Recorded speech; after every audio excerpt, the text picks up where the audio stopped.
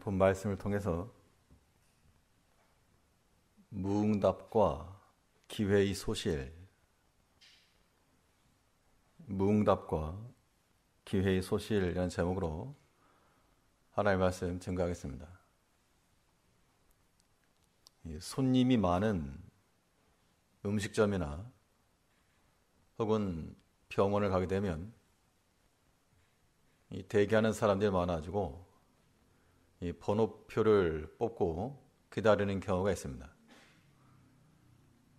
근데 차례가 돼서 호명을 했음에도 없게 되면 마냥 기다릴 수 없기 때문에 그 다음 사람이 호명을 받고 들어갑니다. 그래서 어떤 경우에는 이름을 불렀는데 없으면 번호 뽑고 처음부터 다시 대기해야 된다. 그런 문구를 써놓은 경우도 있습니다.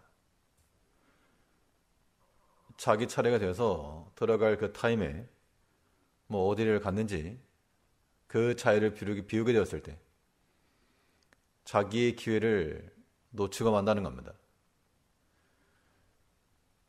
하나님의 부르심도 이와 같아서 하나님께서 우리를 부르실 때에 다음이 자기 차례인 줄 알고 준비하고 있다가 들어가면 그 기회에 쓰임 받을 수 있겠으나 자기 볼일 보고 또 여기 저기 하다가 자기 차례 놓치고 하나님이 주신 그 은혜와 영광을 다 상실해 버릴 수 있다는 겁니다. 오늘 본문에 나오는 엘리 가정이 이제 앞에서부터 조금씩 위태위태하다가 이번 장에서 최종적 결말을 짓고 말았습니다. 하나님 앞에 범죄했던 엘리 아들들은 전쟁터에서 죽었고 그 소식을 들은 엘리도 의자에 있다가 넘어져 죽었고 그 며느리는 해산하다가 몸을 굽혀 죽고 그 가정 가운데 하나님의 제사장의 직분을 감당했던 그 기회는 다 사라지고 말았다는 겁니다. 하나님의 부르심에 응답하지 않고 자기 원하는 대로 나아갈 때 이런 일이 벌어지고 말았는데, 그러면 이 은혜의 기회를 상실하게 되는 그런 유형에는 어떤 것들이 있는가? 반대로 우리는 이 하나님의 부르심에 대해서 어떠한 응답을 하며 살아가야 될 것인가? 오늘 본 말씀 통해서 살펴보도록 하겠습니다. 첫 번째는 이 말씀에 대한 무응답이 하나님의 영광을 잃게 만드는 겁니다. 반대로 우리는 하나님 말씀에 대해서는 무조건 손들고 나아가는, 그 말씀 앞에 대기하고 있다가 그 말씀이 들려지는 순간 뛰어나가는 그런 응답함이 우리 가운데 있어야 됩니다. 이 믿음의 성도들은 무엇을 복으로 여길 것인가? 무엇이 복입니까? 세상에 잘 되는 것도 우리가 자랑할 만한 복이 되겠지만 우리는 무엇보다 하나님의 음성을 듣는 것을 복으로 알아야 됩니다. 주의 말씀 듣는 것이 내 삶의 기회요 또한 축복이라. 이런 마인드를 가지고 있어야 하나님의 말씀 앞에 자기를 위치할 수가 있고 그 말씀에 대하여서 귀를 기울여 들을 수가 있는 겁니다. 그런 사람이 복된 겁니다. 오늘 본문에 보면 이스라엘 백성들이 패했습니다. 처음에는 4,000명 죽었고 그에 대한 비책으로 언약궤를 좀 가져와라. 말이죠, 언약궤이지. 우리를 위해서 금송아지 만들어라. 그와 같은 겁니다. 그 결과로 3만 명이 추가로 죽었습니다. 큰 인적 살상 이후 덧붙여서 하나님의 언약궤마저 빼앗기고 말았는데, 그러면 이 패배의 원인이 무엇인가? 이 패배의 원인을 가리켜서 성경은 분명히 말하기를 너희가 그 블레셋보다 군사력이 부족해서도 아니요 무기가 부족해서 아니다.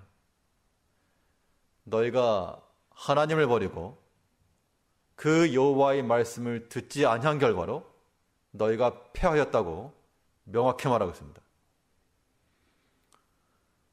예레미야 7장을 보시면 여기를 한번 쳐다보시죠. 구약성경 예레미야 7장 이 본 사건을 이해할 수 있는 포인트가 나오는데 예레미야 7장 12절입니다. 구약성경 1062쪽 구약성경 1062쪽 예레미야 7장 12절로 13절에서 너희는 내가 처음으로 내 이름을 둔 초소 실로에 가서 내 백성 이스라엘의 악을 인하여 내가 어떻게 행한 것을 보라. 나 여호와가 말하노라. 이제 너희가 그 모든 일을 행하였으며 내가 너에게 말하되 새벽부터 부지런히 말하여도 듣지 아니하였고 너희를 불러도 대답지 아니하였느니라. 14절에서 그러므로 내가 실로의 행함같이 너희가 의뢰하는 바 내 이름으로 일컬음을 받는 이 집 곧 너희와 너희 열조에게 준 이곳 행하겠고. 이 본문 12절에서 말하는 예레미야 7장 12절에서 말하는 실로라고 하는 것은 이 지금 엘리 시대에 하나님의 언약궤가 자리하고 있었던 실로를 가리킵니다. 하나님께 처음에 자기 이름을 붙인 그 실로에서 하나님의 언약궤를 거다 두었는데 너희의 행한 행실이 무엇이었는지를 생각해봐라. 13절에서 나 여호와가 말하노라. 이제 너희가 그 모든 일을 행하였으며 내가 너희에게 말하되 새벽부터 부지런히 말하여도 듣지 아니하였고 너희를 불러도 대답지 아니하였느니라. 그 패배의 원인이 바로 너희에게 있다고 얘기합니다. 하나님께서 그 약속의 말씀을 권하셔도 듣지 않고 귀 기울이지 않고 그 시대가 사사시대라 하여 자기 소견에 옳은 대로 행하였던 그 너희의 행실이 이 전쟁의 패배의 원인이라는 겁니다. 오늘날 우리가 이 하나님의 기회를 상실하게 되는 것도 마치 똑같은 원리입니다. 하나님께서 우리에게 말씀하시되 띄엄띄엄 말씀하시지 않고 항상 말씀하시고 새벽에도 말씀하시고 주중에도 말씀하시고 부지런히 찾고 불렀으나 너희가 듣지 아니하고 귀를 막고 너희 행실의 원함대로 행하였던 그 악한 행실을 생각하여 보라. 그것이 너희의 패인이요 패착이다. 우리가 하나님 말씀에 귀를 기울이지 않으면 우리도 마찬가지로 이와 같은 결말을 당하고 말 거라는 겁니다. 이 엘리와 그 자녀들의 이야기가 남의 이야기가 아니고 우리 자신의 이야기일 수 있음을 우리가 두려워해야 됩니다. 엘리 아들들만 문제가 있었습니까? 그 부모도 한날에 하나님의 심판 가운데 처해지고 말았습니다. 이제 우리에게 부지런히 말씀하시는 그 하나님의 말씀에 대해서 응답하지 않는 무응답으로 반응하는 자들 되지 않고 그 말씀이 내게 말씀하실 때 예하고 나아갈 수 있는 우리가 되어야지만이 하나님이 주신 그 은혜와 영광이 우리 가운데서 소실되지 않고 유지가 되는 겁니다. 이 엘리 가정에 있었던 하나님 섬기는 직분이 그들이 무슨 특별한 일을 했거나 탁월해야 된 것이 아니고 그 조상적부터 내려오던 하나님의 은총이었다는 겁니다. 그런데 그 하나님의 말씀을 경외시하고 도외시하고 그 말씀에 귀를 기울이지 않은 결과 하나님의 말씀을 버린 결과로 우리 삶의 모든 영광과 자랑도 다 버림당하고 말았습니다. 우리는 착각하기를 이 세상의 것을 얻는 것이 우리 영광이라 생각하는 경우가 너무나 많습니다. 이를 위해서 하나님 말씀 버리는 것쯤은 아무렇지도 않게 생각하는 그러한 신앙이라고 포장되어 있는 불신앙들이 우리 가운데 있게 되면 그것이 우리를 망케 하는 길이요, 우리 자녀 세대들의 악을 행하는 겁니다. 이들의 받는 교사를 삼아서 하나님의 말씀에 대해서는 온전히 순종해 나갈 줄 아는 이 믿음으로 살았던 어른 세대들이 더 많이 배워서도 아니고 세상 지식이 많아서도 아닙니다. 경천에 대한 마음을 가지고 하나님을 경외하는 마음을 가지고 그 한 말씀 소중히 여기고 귀중히 여긴 그 마음들을 하나님께서 기쁘게 여기시고 은혜를 주시고 보여주신 겁니다. 그래서 우리 후대들이 그 은혜의 복을 누리고 있는데 이거 뭐 그냥 자연이 된 줄 알고 당연한 건 줄 알고 그 원천의 복을 놓치는 겁니다. 그렇게 되면 이 엘리 가정처럼 소실되고 말 겁니다. 이제 누구라도 깨어서 우리에게 고하시는 그 하나님의 음성을 들을 것이요, 새벽부터 부지런전하시고 또 주중에도 또 주의 날에도 우리에게 명하시는 그 하나님의 음성이 우리 귓가에 울리고 우리의 모든 생각과 판단과 행동함에 있어서 하나의 근거가 되고 결정할 수 있는 그러한 기준이 될 수 있도록 그 말씀에 창념하며 살아가는 우리가 될 때 하나님의 영광이 우리 가운데 임하는 겁니다. 하나님께서 그 말씀 가운데 거하시기 때문에 그 말씀을 소유하는 자, 그들에게도 하나님의 영광이 임하는 겁니다. 아무쪼록 하나님의 말씀에 대해서 무응답으로 무시하는 자가 되지 않고 그 말씀 듣는 기회를 복으로 여기고 때를 따라 말씀 앞에 자기를 위치하고 그 말씀 느끼실 수 있는 우리가 되어야 됩니다. 그러면 하나님의 말씀 들었으면 그 다음 단계는 무엇인가? 이 듣기만 하고 끝이 아니고 그의 음성을 듣고 하나님의 원하시는 방향으로 선회할 줄 아는 것이 또한 기회요, 복이라는 겁니다. 우리가 하나님 말씀 듣는 이유가 무엇입니까?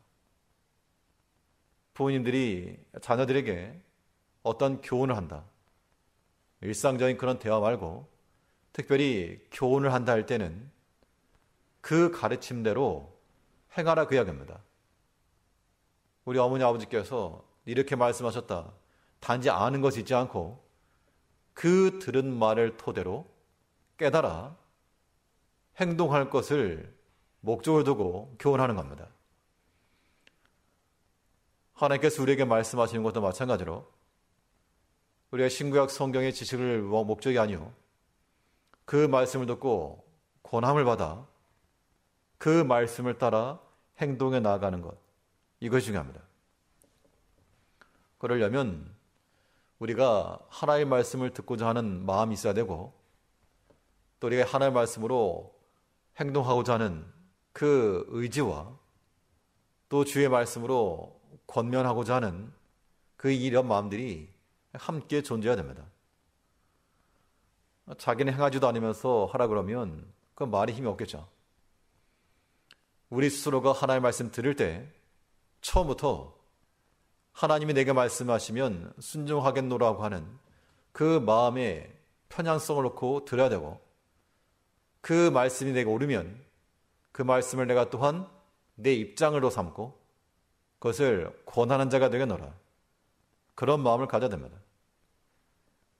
그래서 궁극에는 하나님과 우리가 서로의 이심이 아니고 동심을 가지고 나아갈 때 이것이 우리의 영광에 이르는 길이 되는 겁니다. 오늘 새벽에 살핀 말씀 가운데 보면 바울이 하나님 앞에 감사할 때 이 디도라고 하는 사람도 우리와 같은 마음을 품게 하신 것에 대해서 감사했다 그랬습니다. 그런데 이 디도가 처음부터 바울과 같은 마음을 갖던 건 아닌데 그의 권면함을 듣고 이것이 하나님 뜻이구나 깨달은 이후 같은 마음을 가지고 나갔을 뿐만 아니라 도리어 자원하여 더 열심을 내었다라고 했습니다. 바울 자신도 이 안디옥에서 이 바나바의 권한을 받아 함께 사역하면서 바나바보다 더 탁월한 그러한 믿음의 일을 이뤄냈습니다. 이제 우리가 하나님의 말씀을 듣고 그 권함을 받았을 때 그냥 머뭇거리지 말고 자원하는 마음으로 나아가기까지 그 말씀 가운데 순종해 나가는 우리가 되어야 됩니다. 이 엘리 아들들은 분명 이 아버지 엘리 제사장으로부터 너희 한 행실이 옳지 않다, 소문이 좋지 않다, 그 교육의 방법이 옳으냐 그르냐를 떠나서 하나님의 제사장으로서 합당치 않은 것에 대해서 교훈했을 때 그것을 듣고 서운했다 그러면 하나님의 은혜를 입었을 것인데 그 하나님의 말씀을 듣고도 돌이키지 않고 그 말씀에 대하여 뭉답 그대로 나갔기 때문에 그들이 마지막에 하나님께로부터 버림받고 만 겁니다. 자기 자신들이 하나님의 말씀대로 살지 못했을 뿐만 아니라 최소한 제사장으로서 임무인 하나님의 말씀을 권하는 것조차도 하지 않은 겁니다. 이제 우리는 하나님의 말씀을 듣기를 힘쓰고 듣는 것에 대한 전제 조건은 하나님께서 내게 깨닫게 하시는 대로 순종하겠노라고 하는 그 마음입니다. 또 그 말씀을 내가 또한 내 입장을 삼고 그대로 전한 자가 되겠습니다. 이러한 마음을 가질 때 하나님의 말씀에 대해서 응답하는 자들이 되는 겁니다.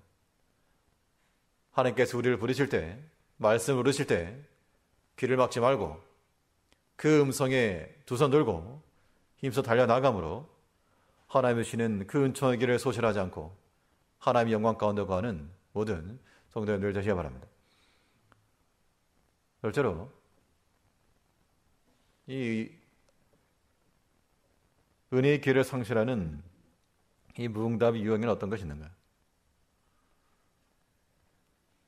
이 회개에 대한 무응답이 하나님의 은총을 상실하는 겁니다.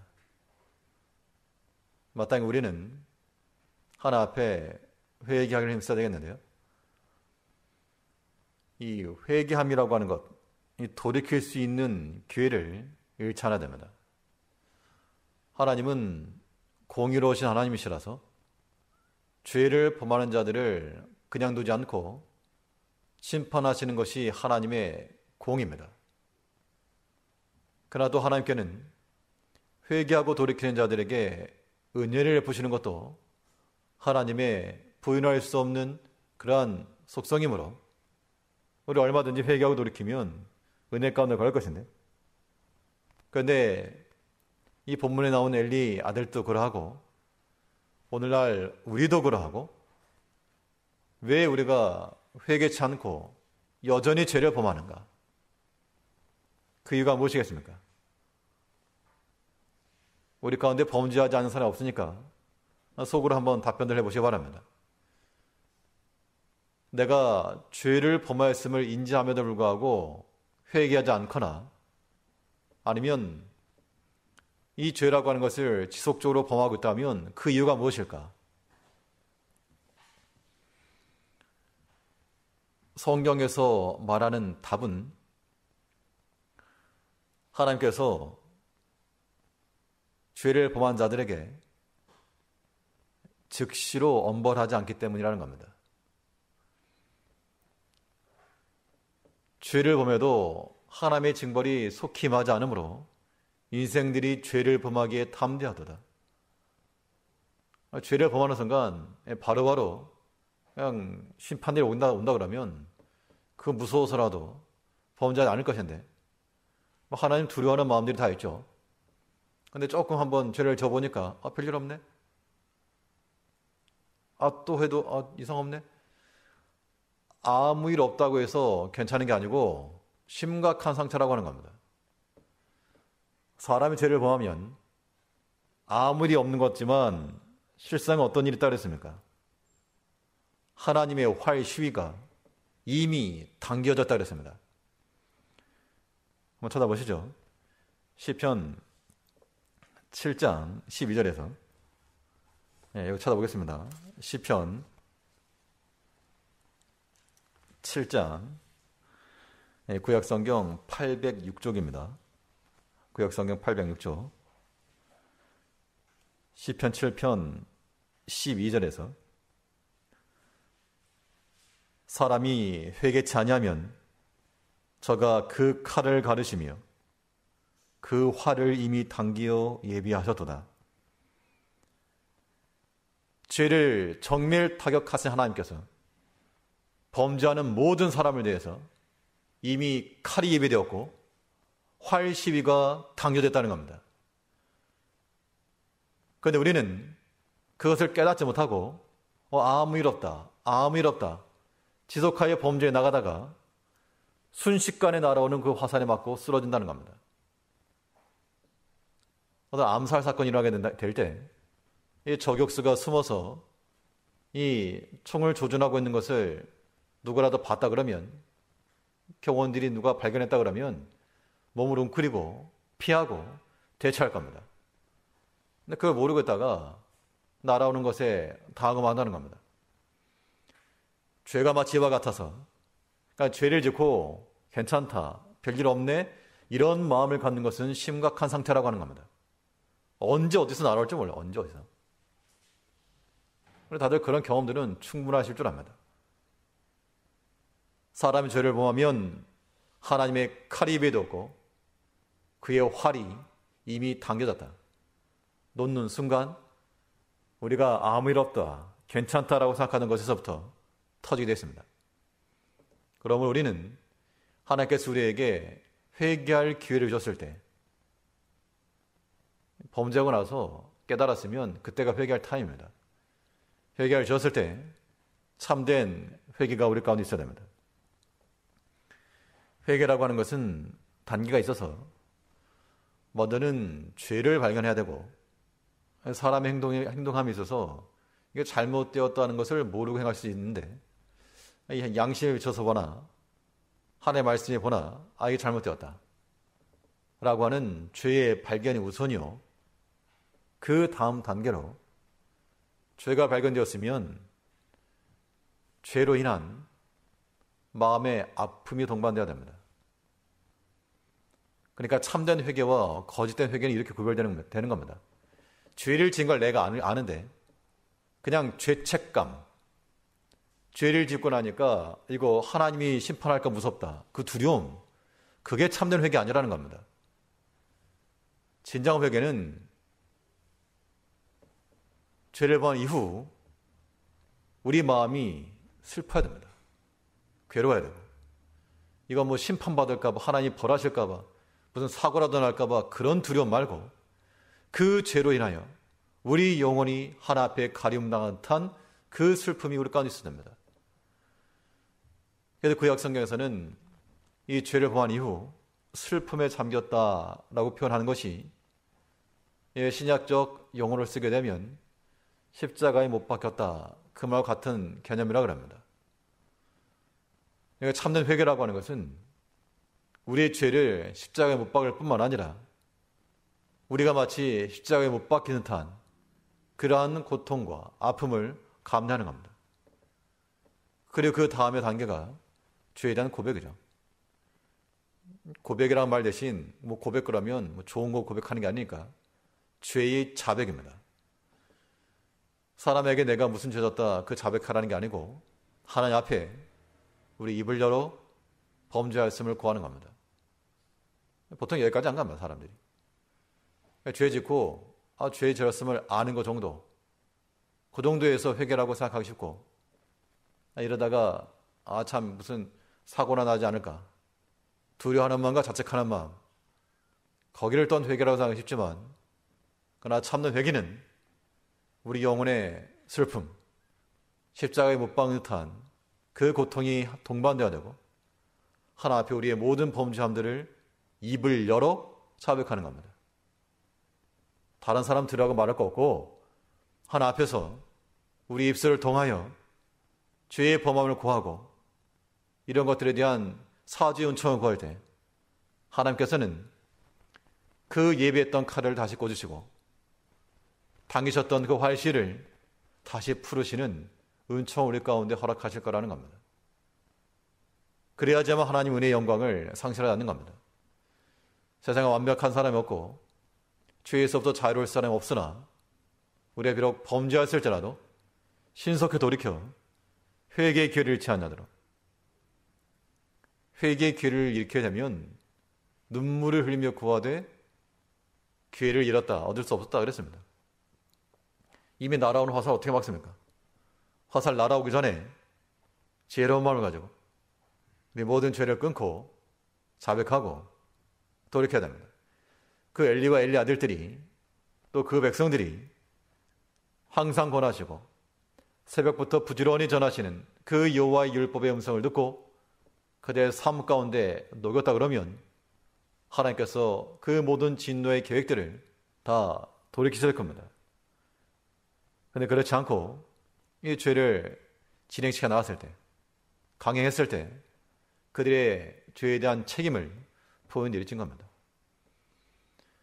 하나님께서 우리에게 회개의 기회를 주실 때 회개치 않으면, 회개에 대해서 무응답으로 나가면 하나님의 은혜와 영광의 기회를 다 상실해 버릴 것이고, 반대로 하나님의 심판이 이르기 전 우리 양심을 깨닫고 그렇게 회개하면 하나님께서 또 긍휼히 여기사 우리에게 은혜를 부을 줄 믿고 회개하기를 힘쓰는 우리가 되어야 되겠습니다.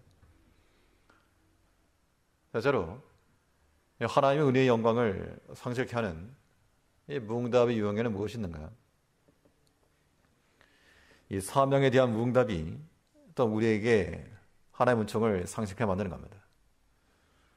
반대로 하나님의 은총 가운데 거하려면 그 사명이 온전히 이루어지도록 충성함을 가지고 나가야 됩니다. 사명에 대한 무응답이란 무엇인가? 내가 그 자리를 지키고 있다고 해서 그것이 사명 감당인가? 그렇지만도 않습니다. 자기 자리를 지키고 자기 자리라 우겨도 그것이 사명 감당 아니고 도리어 하나님 앞에 책망할 수 있다는 겁니다. 오늘 본문에 보면 엘리 아들들이 제사장으로서 하나님의 언약궤를 책임을 지는 자들이 됐는데 이 하나님의 제사장이 있어야 될 그 자리에 있지 못하고 도리어 백성들이 요구에 따라 언약궤를 들쳐매고 전쟁터로 나갔습니다. 합리적 인간적 타협이 문제의 원인이 되고 말았습니다. 전쟁을 그렇게 이기는 게 아니었죠. 하나님께서 이 모세 시대에 아말렉과의 전투 시에 하나님께서 여호수아를 내보내서 싸우게 하시고 모세는 산에 올라가서 기도하게 했습니다. 모세의 팔이 내려오면 아말렉이 이기고 모세의 손이 올라가면 이스라엘이 이기게 되는 이러한 형국이었는데 전장에 나가서 싸워야 될 여호수아가 있고 또 산에서 손을 들어 하나 앞에 간구해야 할 그런 모세가 있다는 겁니다. 하나님께서 우리에게 맡기신 사명에 대해서 그 엘리 아들들은 하나님이 정하신 그 장소에서 손을 들고 기도하고 간구하는 것이 그들의 직무였을진데 그들의 아무런 사역도 없이 백성들의 요구에 따라간 겁니다.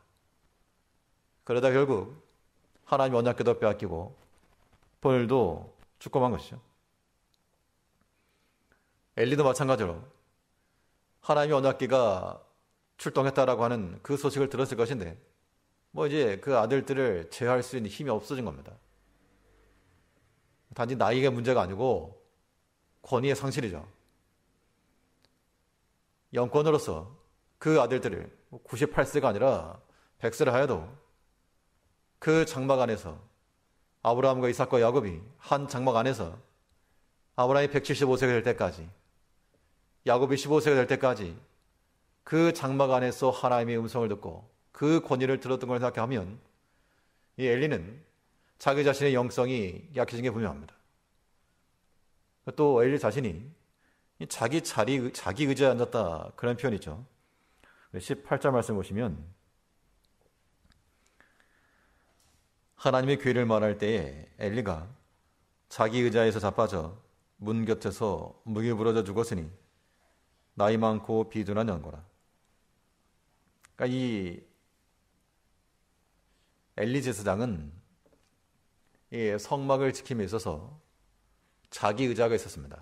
이건 아마 그 당시 누구라도 지나가는 사람들이 저거는 엘리 제사장의 의자다, 자리다라고 하는 것을 알 정도로 고유명사가 될 정도로 그 의자로 일컬을 받았는데 98세가 되었으니까 당연히 의자에 앉을 수 있지가 아니고 그 이전부터 그 이스라엘 사사가 40년이었는데 이 사무엘 부모가 실로에 올라와서 갈 때도 그 의자, 분명 이 엘리 제사장이 하나님의 성막 안에서 무릎을 굽혀 섬겼어야 될 모든 기구들이 무릎 높이 있었기 때문에 이 제사장이 섬길 때는 앉아서 하는 게 아니고 이 허리를 구부려서 이 낮은 자세로 일하게 되었습니다. 근데 의자 갖다 놓고 앉아 있었습니다. 앞으로 갔다 뒤로 갔다 알라글라 의자인지 모르겠지만 그 의자에 앉아서 그 자리를 볼 때마다 사람들이 엘리의 자리다라고 생각했지만 그는 하나 앞에서 제사장의 자리를 지키지 못한 겁니다. 우리 하나님의 교회 가운데서 우리 자신의 모습을 다시 한번 생각해 보게 되면 우리가 자리를 가지고 있다고 해서 사명 감당하고 있는 것인가? 우리가 엘리와 같은 자는 아닌지 한번 생각을 하고 하나님께서 원하시는 대로 그 앉아있는 자리에서 일어나서 어디서 앉아 있습니까? 앉아있는 자리에 일어나서 하나님의 성막을 섬길 때에는 무릎을 굽히고 허리를 숙여 섬기는 겁니다. 여기 하나님의 교회 내에서 대접을 받고 좋은 말 드리려고 하는 그런 직분자들은 그런 마인드 자체가 잘못된 겁니다. 누구보다 먼저 봉사하고 힘쓰고 수고하라고 우리에게 사명 맡겨졌으니까 자리 이거 내 자리라 생각하지 말고 98세가 되기까지 누가 거기 앉았겠습니까? 내가 앉아있어 내 자리다 그렇게 말하지 마시고 그런 건 다 내려놓고 실제로 성막 안에 들어가서 내 자리는 하나도 없이 모두 우리의 낮은 자세로서 그 주의를 감당하는 것, 이것이 우리의 사명에 대한 바른 응답입니다. 그렇지 않고 내가 누구네, 내가 몇 년이 되었네, 그런 말들은 마치 엘리의 의자와 똑같은 겁니다. 결말은 엘리 제사장과 같을 겁니다. 이것이 우리에게 두려움의 경고가 되어서 이제 이런 앉아있는 자리 말고 섬김의 자리 가운데 우리가 들어가서 아침과 저녁으로 이거 사무엘 보고 시키지 말고 어린 사무엘 시켰다는 겁니다. 제사장과 그 아들들이 해야 될 일을 엉뚱한 사람 시켜놓고 자기는 그 의자에 앉아있는 이제 우리 스스로가 하나님의 성막에 나와서 자기가 맡은 역할을 따라 수고하고 봉사하여 하나님의 일을 온전히 감당해낼 수 있는 그러한 일꾼들이 되는 것, 이것이 사명에 대한 바른 응답이라고 하는 겁니다. 이런 응답이 없으면 하나님의 주신 것 기회 상실하는 겁니다. 우리 일하는 것도 다 기회 있을 때 하는 것이지 영원하지 않습니다. 하나님께서 우리에게 주신 그 사명의 기회가 우리에게 사라지지 않도록 내 자리 잡고 앉아가지고 누구 감이 못 오도록 자기 자리에 방어하는 그런 추한 모습도 보이지 말고, 그런 자기 자리 없습니다. 그건 다 부숴서 불에 태워놓고 오직 몸과 마음을 굽혀 겸손하게 주의를 감당하여 모든 백성들이 하나님 전에 찾아 나오도록 그 모든 역할들을 돕고 안내하는 그러한 안내자가 되는 그러한 사명자들이 될 때 하나님의 영광이 우리 가운데 임한다는 겁니다. 하나님께서 우리에게 주신 그 은총의 기회를 다 상실하지 말고 그 우리를 부르시는 말씀에 응답을 하고 회개를 촉구하시는 하나님의 마음을 깨달으며 우리에게 기회를 주신 그 사명의 기회를 자기 자리에 앉아있지 말고 힘써 수고하고 봉사함으로 하나님께 기뻐하시고 그 영광을 부르시는 영광된 자리에서는 모든 제게 성도님들과 또 직분자들 되시길 바라겠습니다. 기도하겠습니다.